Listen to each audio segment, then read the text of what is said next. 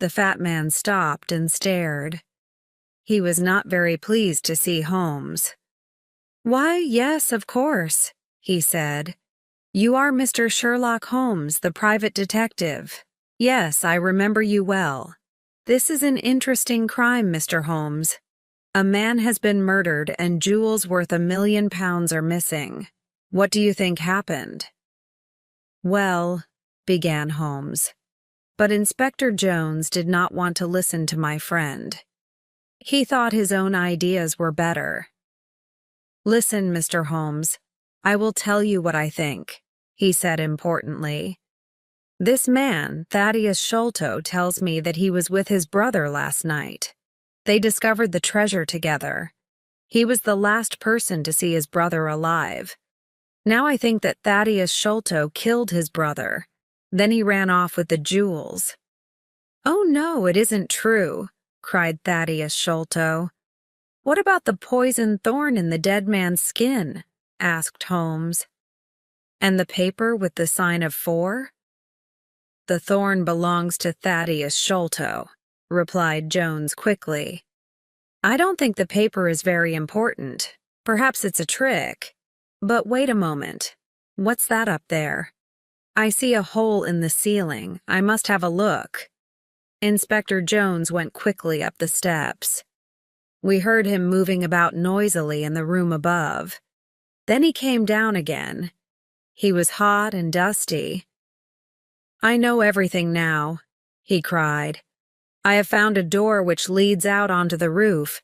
That was how Thaddeus Sholto escaped." "But the footprints," began Holmes. Inspector Jones was not listening.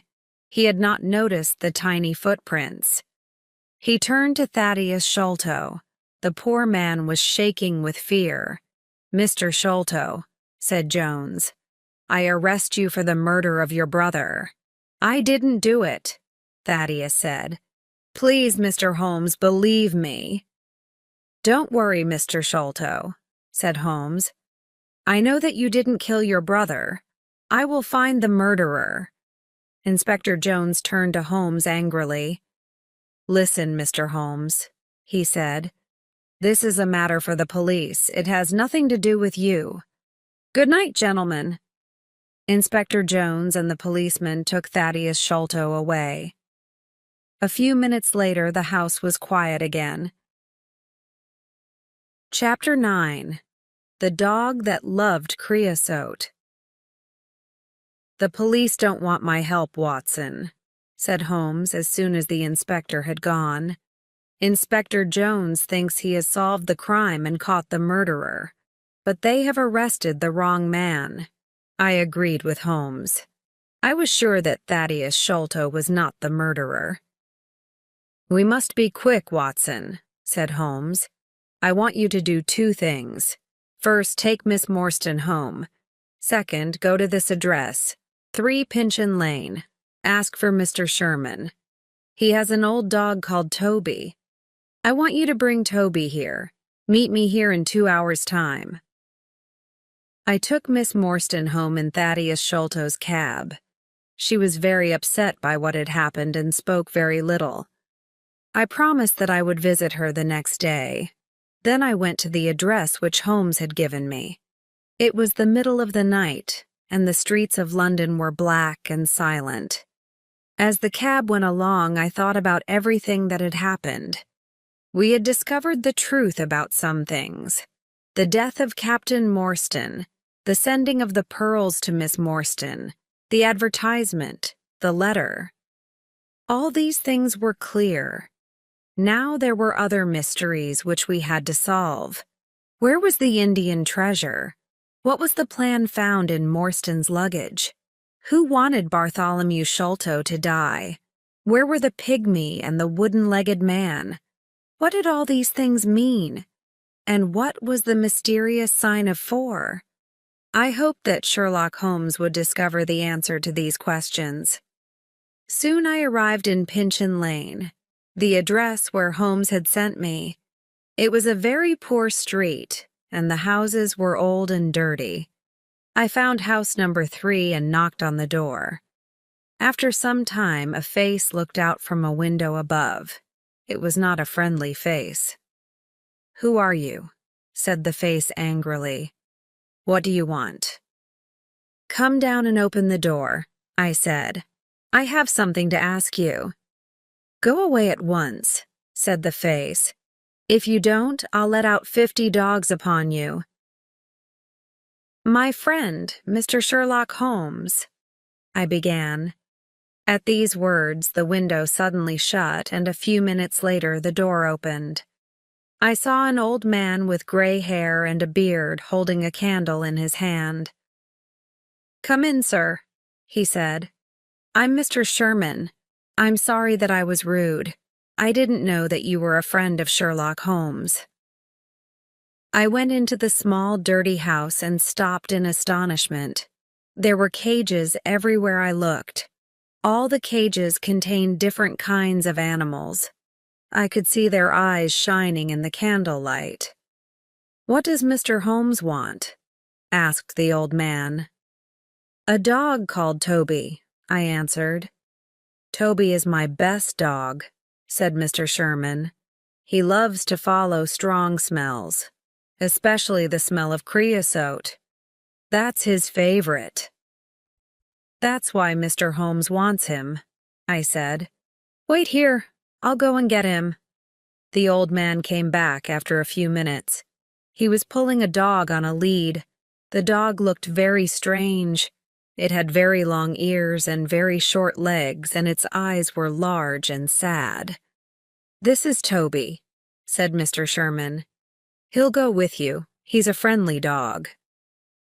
The dog licked my hand and wagged its tail. I put some money into Mr. Sherman's hand, and the old man gave me Toby's lead. When I got back to Pondicherry Lodge, I found Sherlock Holmes standing outside the door. He was smoking his pipe. "Excellent, Watson," he said when he saw me. "You have done well. Good dog, Toby. Come here, good dog." Holmes took a handkerchief out of his pocket and gave it to Toby to smell. The handkerchief was covered with creosote. The dog went mad with excitement. His sad eyes shone with happiness, and his tail wagged. "See how he loves the smell," said Holmes. "We won't have any problems now." Holmes pointed at a drain pipe which went down from the roof of the house. "While you were away, Watson," he said, "I went up onto the roof and discovered how the pygmy climbed up and climbed down again. He used that drain pipe." "He climbed down that drain pipe and onto the barrel beneath," said Holmes. "It was very easy to follow his trail. He left marks everywhere. He also dropped this." Holmes put his hand in his pocket and took out a small bag made of dried grass. I looked inside. To my horror, I saw 5 or 6 long, dark thorns. They were the same as the one which killed Bartholomew Sholto. "The murderer has lost these," said Holmes. "Let's hope that he doesn't have any more.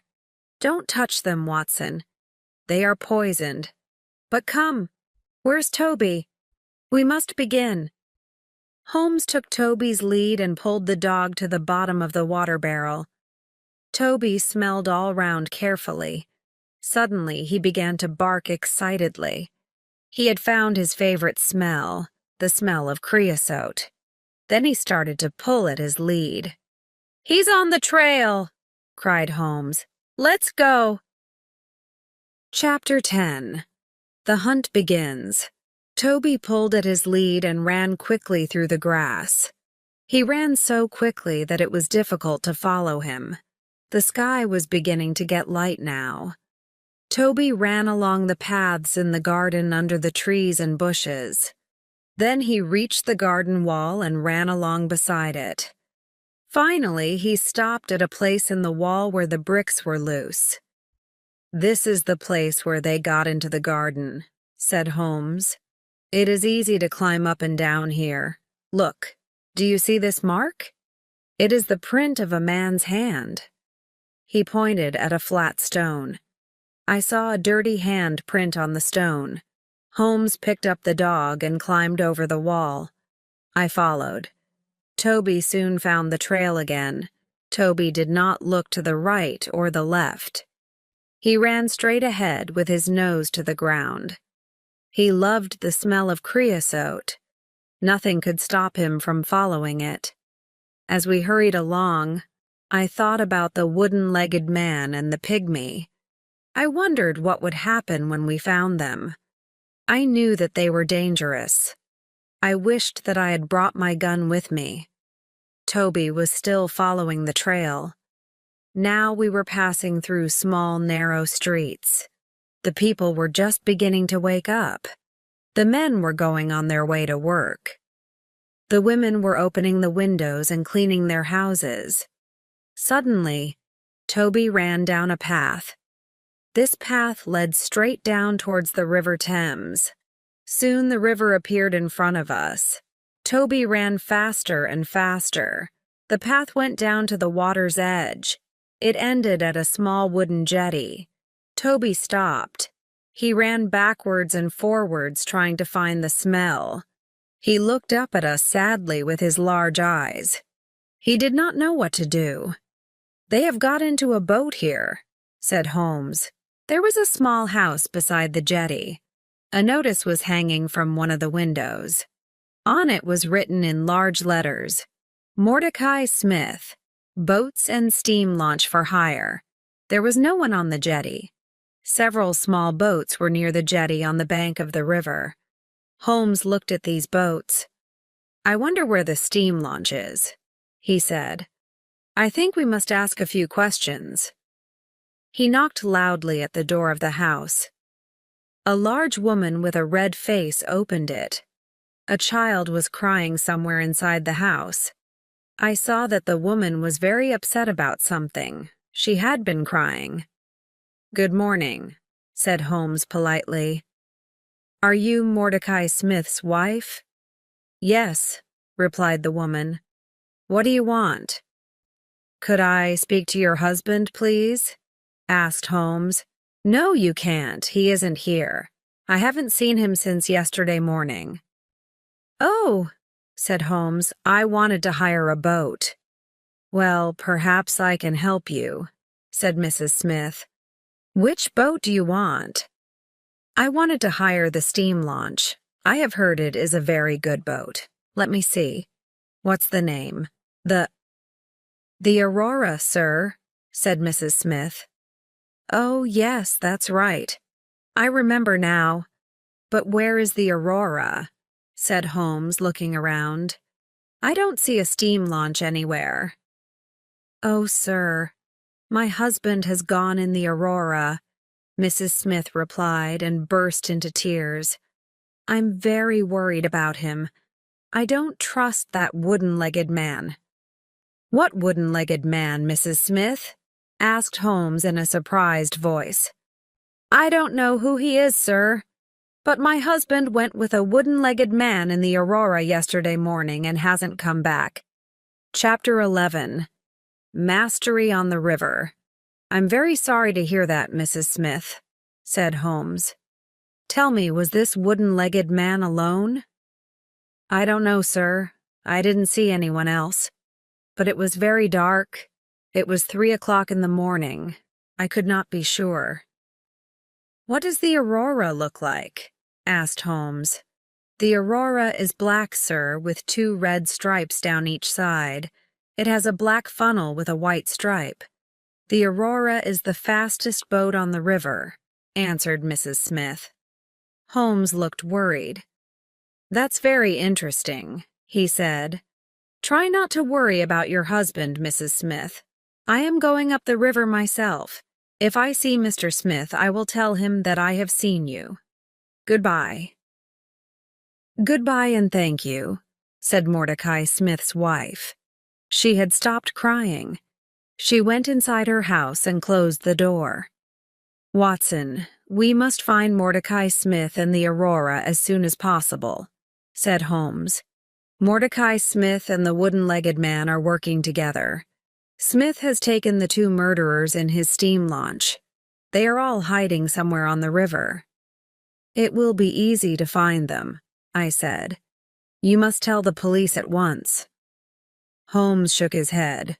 "No, I don't want these criminals to know that anyone is looking for them. They will try to escape again." "I have a better idea," Holmes went on. "I have many agents everywhere up and down the river. These agents are clever. I pay them to bring me information. They always know what is happening on the river. I will ask my agents to look for Mordecai Smith and the Aurora. But you look tired, Watson. Let's go home and have breakfast." It was now nearly 8 o'clock in the morning. I did feel very tired. I was glad to go home to Baker Street. When I had had a bath and changed my clothes, I came downstairs to breakfast. Holmes was drinking coffee and reading a newspaper. "Look, Watson," he said. "Here is a report about the murder of Bartholomew Sholto at Pondicherry Lodge, and about the arrest of Thaddeus Sholto by Inspector Jones last night." I took the paper and read the report. I felt sorry for Thaddeus Sholto. Inspector Jones had made a stupid mistake by arresting him. I knew that Sholto was not guilty of the murder of his brother. I hoped that we would be able to help Thaddeus, but would we be able to find the murderers? Suddenly, there was a loud knock on the door. A few minutes later, 12 children ran into the room. Their clothes were dirty and ragged. They had no shoes on their feet. Their hair was untidy and their faces had not been washed for a very long time. But they seemed happy and cheerful. "Good morning, Mr. Holmes," said the children together. "Who are these children, Holmes?" I asked in astonishment. Holmes laughed. "These are my agents," he said. "I sent a message for them to come. Look at them. They can go anywhere, see everything, hear everything. Nobody is afraid of children." Holmes gave each of the children some money. Then he told them what he wanted them to do. "You must find a steam launch called the Aurora," he said. "It is on the river somewhere and belongs to Mordecai Smith. The Aurora is black with 2 red stripes down each side. It has a black funnel with a white stripe. You must find it. Now go." The children ran out of the room, all talking together. They went down the stairs and out into the street. "My agents will find Mordecai Smith and the Aurora," said Holmes. "Now we must wait." Chapter 12, Inspector Jones receives a telegram. We had not slept all night and I was very tired. I went to bed and woke late in the afternoon. I felt much better. I went downstairs. Holmes was reading a book. I saw at once that he was worried. "Is there any news?" I asked. "Nothing at all. I can't understand it. I am very surprised and disappointed. My agents say that they cannot find the Aurora."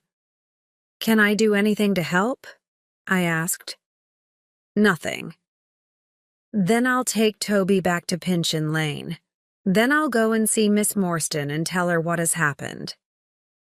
I went to Miss Morstan's house. She looked very pleased to see me. I told her that we had not found the treasure yet, but she did not look disappointed. I was surprised about this, but I was also very pleased. I said goodbye to her and drove back to Baker Street. I went to bed, but I could not sleep. I was thinking about Miss Morstan. I wanted to ask her to marry me. All night I heard Holmes walking up and down in his room. Next morning he looked tired and ill. "My agents cannot find the Aurora," he said impatiently. "They have searched the whole river. The Aurora has disappeared." We waited all that day, but there was no news. The next day I woke early. It was still dark. To my surprise, Sherlock Holmes was standing by my bed. He was dressed and ready to go out. "I have had an idea, Watson," he said. "I'm going up the river myself. Perhaps I can find the launch. You must stay here. There may be some messages." Holmes left without another word. That day, the time passed very slowly. I picked up a book but was unable to read it. I was thinking all the time about the wooden-legged man and the pygmy. Where were they? Why could Holmes not find them? I was worried about my friend. I knew that he was a clever detective, but perhaps this time he would not be able to catch the murderers. At 3 o'clock in the afternoon, I had a visitor. It was Inspector Jones, the police officer.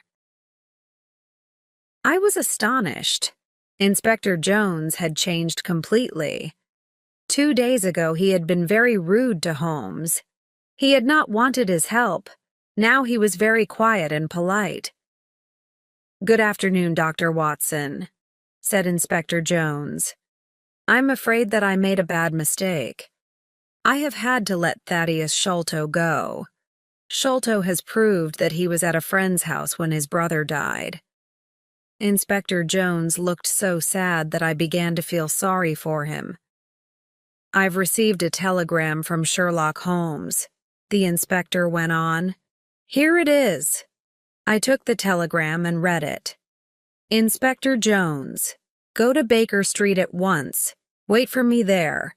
I know where Sholto's murderers are hiding. Come with us tonight if you want to catch them." "Holmes, that's excellent," I cried. "Forget about Thaddeus Sholto. You'll soon have some other prisoners, Inspector Jones." At that moment, the door opened and Holmes came into the room. He was smiling. "What news?" we asked together. "I know where the Aurora is," Holmes replied. "It wasn't on the river at all. The Aurora has been hidden in a boatyard near the river for 2 days. I knew the launch at once. Mordecai Smith, the owner, was there too. He was talking to someone and he was speaking very loudly. He said that he had to have the Aurora ready for 8 o'clock tonight. His 2 gentlemen were leaving for America. Their ship was waiting for them out at sea and they must not be late." "I knew immediately what they were planning to do," went on Holmes. "And I know what we must do. Inspector Jones, will you help me?" "I was wrong before, and you were right," said Jones sadly. "I didn't listen to you then, but I'll help you now." "Good," said Holmes. "We need a fast police launch, as fast as the Aurora. It must be ready this evening, and 2 or 3 strong policemen to come with us." "I'll arrange all this," said Jones.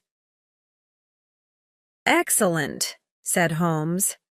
"Tonight the 3 of us, you and me and Dr. Watson, will be on the police launch. We will be waiting outside the boatyard at 8 o'clock. We'll be ready for the Aurora when she comes out. We'll catch the murderers and we'll get the treasure." Chapter 13. The Chase on the River. At 7 o'clock that evening, the 3 of us, Inspector Jones, Holmes, and I, went down to the river. Both Holmes and I had guns in our pockets. Inspector Jones had promised to let us use the police launch. This launch was now waiting. 4 strong men were on board the launch. Soon we were moving quickly down the River Thames. The police launch was very fast. We passed all the other boats on the river without difficulty. This pleased Holmes very much. By 8 o'clock we had arrived opposite the boatyard where the Aurora was hidden.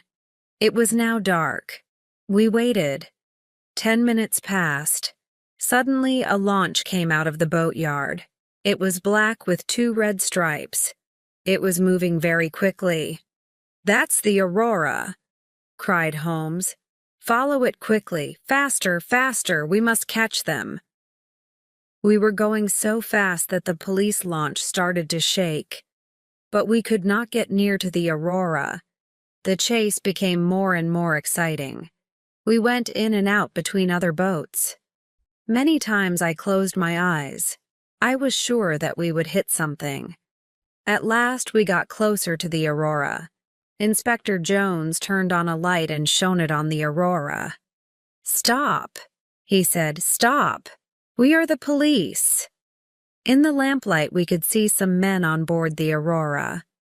One man was sitting at the back of the launch. Beside him was a strange, dark shape. We could also see Mordecai Smith, the owner of the Aurora. He was working as hard as he could. He was trying to make the engine of the launch go faster. Inspector Jones shouted again, "Stop!" Suddenly, the man at the back of the Aurora stood up.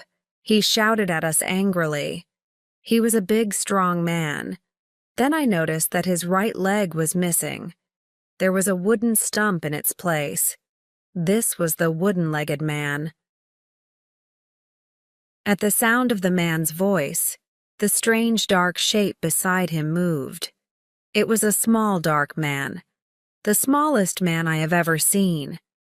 But the pygmy's head was large. His face was hard and cruel. As soon as Holmes saw the pygmy, he took out his gun. I did the same. "Shoot him if he moves his hand," said Holmes. At that moment, the pygmy put a short piece of wood to his lips. We fired our guns together. The pygmy fell backwards into the water with a terrible cry. The wooden-legged man turned the Aurora towards the bank of the river. As soon as the Aurora touched the bank of the river, he jumped out. It happened so quickly that we were not able to slow down and stop the police launch.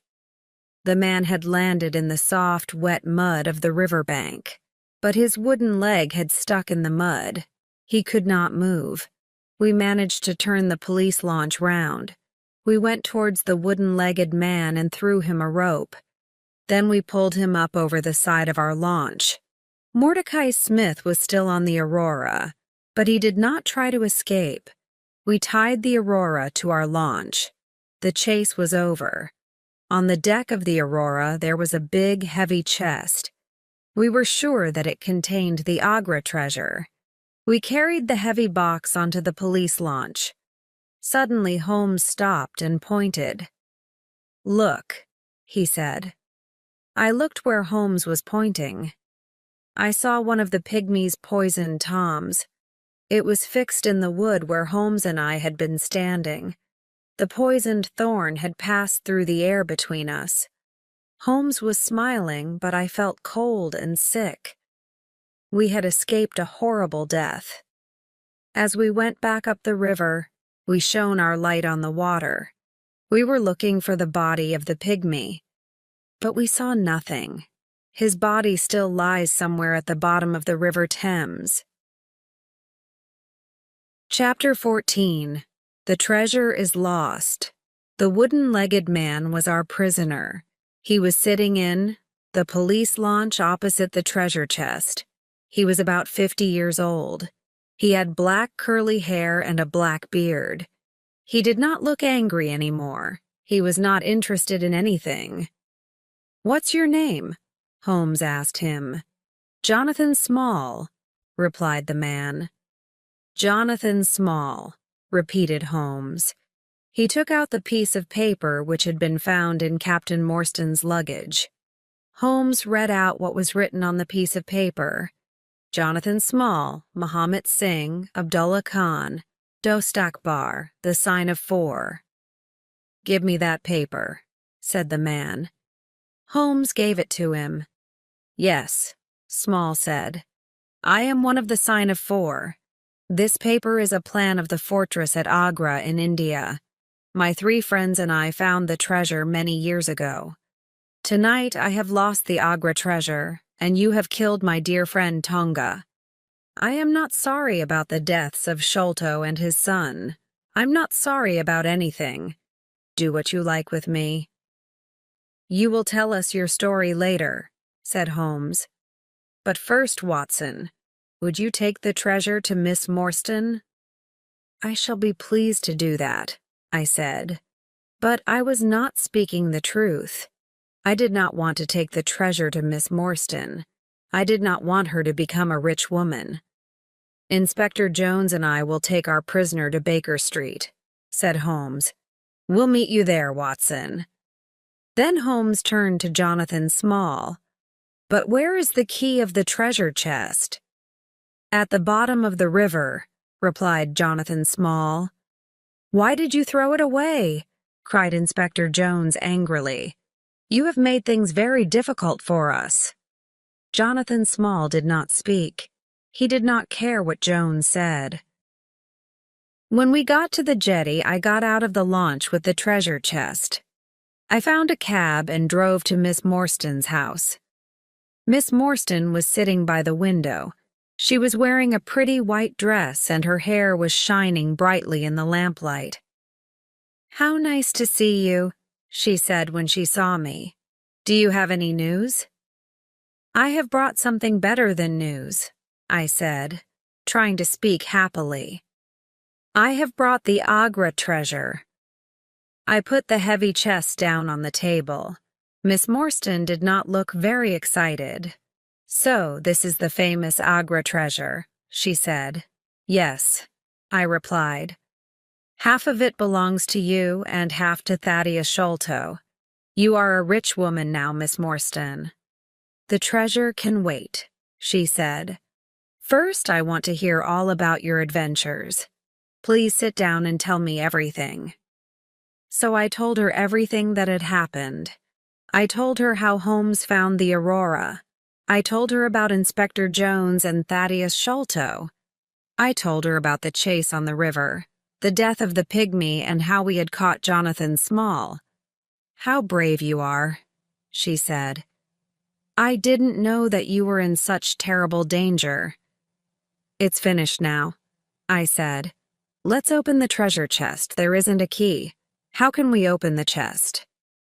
Miss Morstan left the room and came back with a heavy metal bar. I took the bar and put it under the lid of the chest. Then I turned it and the lid opened. It lifted up the lid. My hands were shaking. We both looked inside. Then we looked at each other in astonishment. The chest was empty. The chest was made of very thick iron.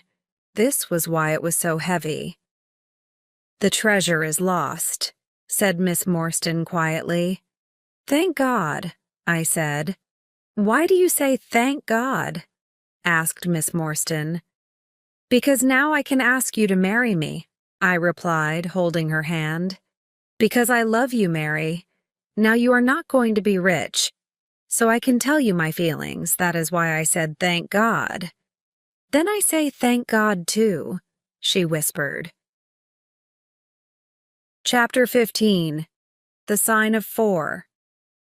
Then I got back to Baker Street. Holmes, Inspector Jones, and the prisoner, Jonathan Small, were all waiting for me. I showed them the empty treasure chest. Small began to laugh. "Where is the treasure, Small?" shouted Jones angrily. "The Agra treasure belongs to the Sign of 4, said Small quietly. "No one else will have it. I threw it all to the bottom of the river." We all stood astonished. The great treasure of Agra was lost forever.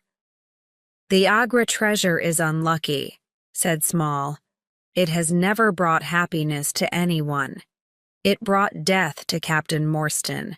It brought fear and guilt to Major Sholto. Bartholomew Sholto was murdered because of it. And to me and the other members of the Sign of 4, it has brought prison for the rest of our lives." "You must tell us your story," said Holmes. "What is the Sign of 4? Jonathan Small began his strange story, and we listened. "I went to India as a soldier in the British Army," said Small. "One day, soon after I arrived, I had an accident and lost my leg. After that, I could not fight anymore. Then there was terrible fighting between the Indians and the British. The British all hid in an old fortress at Agra. They shut themselves inside. The walls of this fortress were very thick. The Indians could not get in. I also went to Agra. I had 3 Indian friends who had fought for the British. They came to Agra with me. These men were Muhammad Singh, Abdullah Khan, and Dost Akbar. When we were in the Agra fortress, we heard a strange story. It was about a great treasure which had been hidden in the fortress. It had been hidden for many years. The four of us decided to look for this treasure. And one day we found it. It was hidden under the floor in a secret room. We were astonished by what we had found. We had never seen so many beautiful jewels. The four of us decided not to say anything about what we had found. We decided to leave the treasure hidden in the secret room in the fortress. When the fighting was finished, we would be able to take the treasure away with us. We made a promise to each other. We agreed that we would always work together. We would share the treasure between us. We became the sign of four. But a terrible thing happened. 2 British soldiers were killed in a fight. We had not killed them, but we were arrested for their murder. We were sent to prison in the Andaman Islands. "Is that where you met Major Sholto and Captain Morstan?" asked Holmes. "Yes," said Small. "Sholto and Morstan were the officers in charge of the prisoners there. We were in a terrible situation. We knew where the Agra treasure was, but we were not able to go and get it. We were prisoners. Also, we were afraid that someone else might find the treasure. We did not know what to do. At last, we told Sholto and Morstan about the great treasure. We asked them to help the four of us to escape. When we were free, we would get the treasure and share it with them. But Sholto said that he did not believe us. He said he did not know if we were speaking the truth. Sholto did not know if the treasure would be there.